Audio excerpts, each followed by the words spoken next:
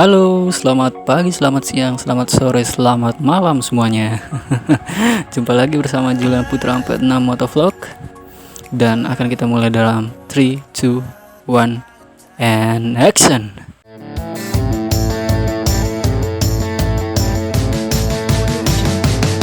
Let's go!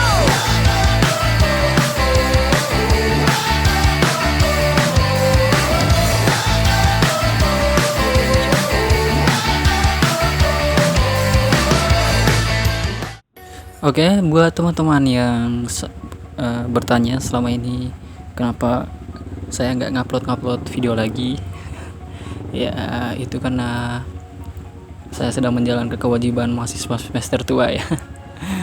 Dari bulan Juli tahun lalu dimulai dengan KKN. Selepas KKN itu nggak ada waktu istirahat dan lanjut PPL selama 3 bulan, yang mana harusnya itu selama 1,5 bulan tapi mandet menjadi 3 bulan. Ya tapi ya it's happy lah, dibawa senang aja ngajar anak-anak itu.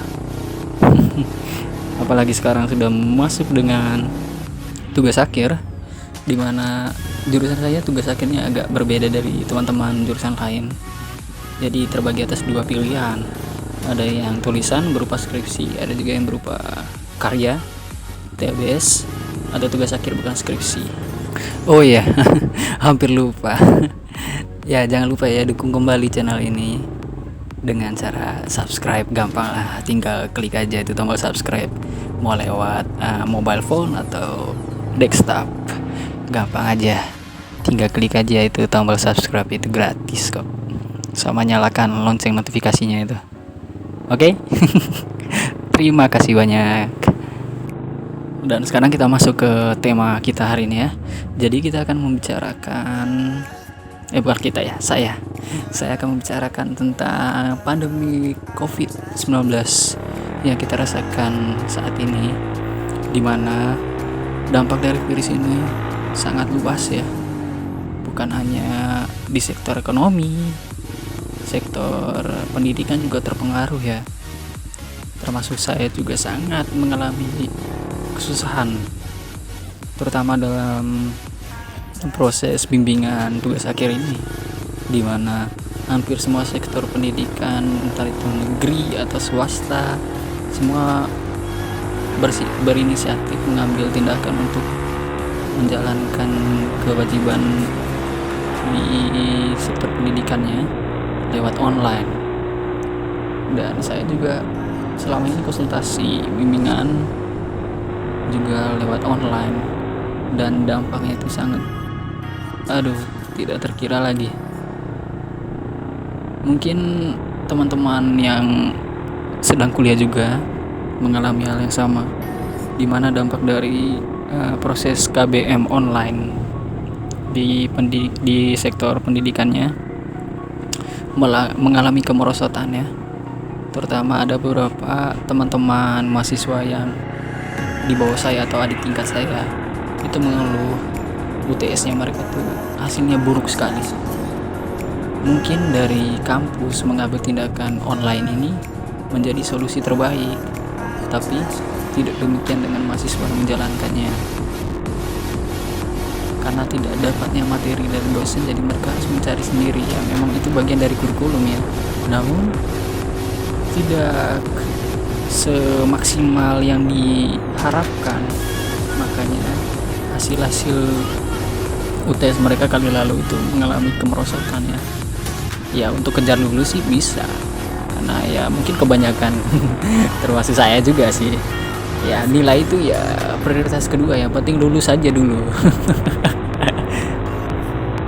Dari dampak wabah COVID-19 ini mungkin membawa suatu hal yang positif dan negatif ya, dimana untuk hal positifnya saya ambil contoh kemarin sore itu teman-teman dari komunitas XOY atau Cyber Owners Yogyakarta melakukan pembagian makanan untuk berbuka puasa bagi kaum gelandangan atau orang-orang yang membutuhkan di jalan ya, namun kemarin karena hujan jadi saya tidak ikut. Maaf ya teman-teman. Dan juga bukan hanya hal positifnya aja, tapi ada hal negatifnya yang sangat berdampak besar, terutama bagi para pedagang ya di sektor ekonomi. Mungkin untuk para pedagang-pedagang kebutuhan pokok yang di pasar mungkin nggak mengalami kemerosotan penghasilan, tapi untuk para pedagang-pedagang yang di luar sana, yang di luar sektor kebutuhan pokok, sangat mengalami kemerosotan. Bahkan ada beberapa teman saya yang sudah bekerja khususnya di sektor yang bukan penjualan kebutuhan pokok, itu tidak mendapatkan gaji sebagai yaitu dampak dari COVID-19 ini. Tidak ada pemasukan bagi mereka.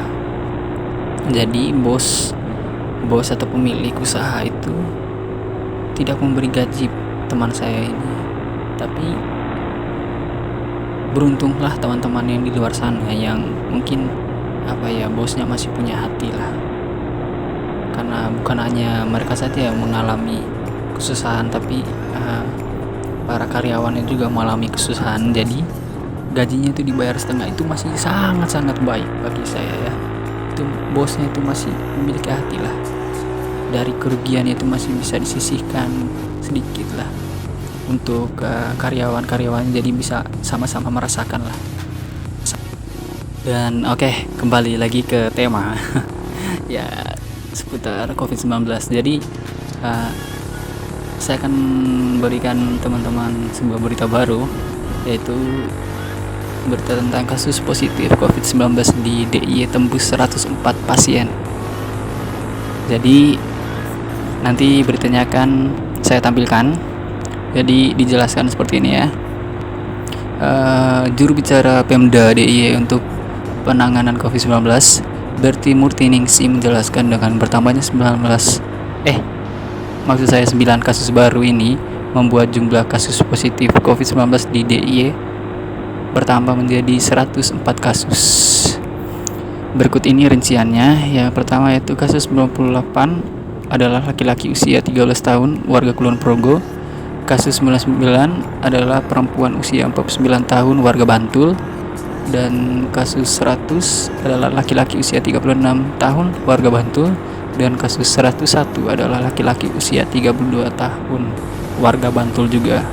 Jadi tidak menutup kemungkinan bahwa teman-teman saya, termasuk saya juga yang ada di Yogyakarta, untuk waspadalah, selalu waspada. Ya bolehlah untuk keluar, untuk ya, karena kebanyakan teman-teman saya juga yang ngekos, jadi nggak masak. Kebanyakan beli makanan di luar, jadi mungkin untuk senantiasa waspadalah. Setelah keluar, balik lagi ke tempat tinggal masing-masing, harap untuk cuci tangan dengan sabun dan tetap jaga kebersihan lah, untuk mencegah atau minimalisir lah penyebaran kasusnya. Dan juga jangan lupa cepong nggak ngonde cepong. Dan juga ini ada berita terbaru juga, breaking news dari Tribun Jogja, update COVID-19 di DIY per 2 Mei, 4 sembuh, 10 kasus positif baru. Jadi dijelaskan di sini jumlah kasus positif COVID-19 yang dinyatakan sembuh sebanyak 4 orang, sehingga jumlah kasus sembuh menjadi sebanyak 48 kasus. Ini dilansir dari Tribun Jogja ya. Jadi rincian 4 pasien sembuh tersebut yakni pasien dengan nomor kasus 42 seorang laki-laki usia 46 tahun warga Sleman. Pasien dengan nomor kasus 58 seorang perempuan usia 74 tahun warga Gunung Kidul. Jadi ya teman-teman juga nggak perlu takut berlebihan ya. Jadi virus ini ternyata masih bisa disembuhkan, seperti yang pernah dijelaskan oleh seorang dokter muda, yaitu Dr. Tirta. Jadi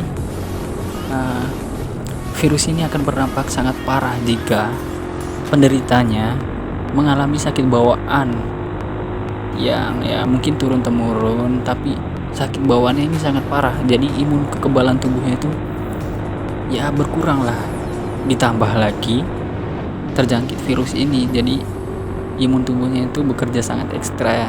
dimana ketika penderitanya meninggal itu tandanya imun tubuhnya itu sudah tidak mampu lagi untuk menangani virus ini.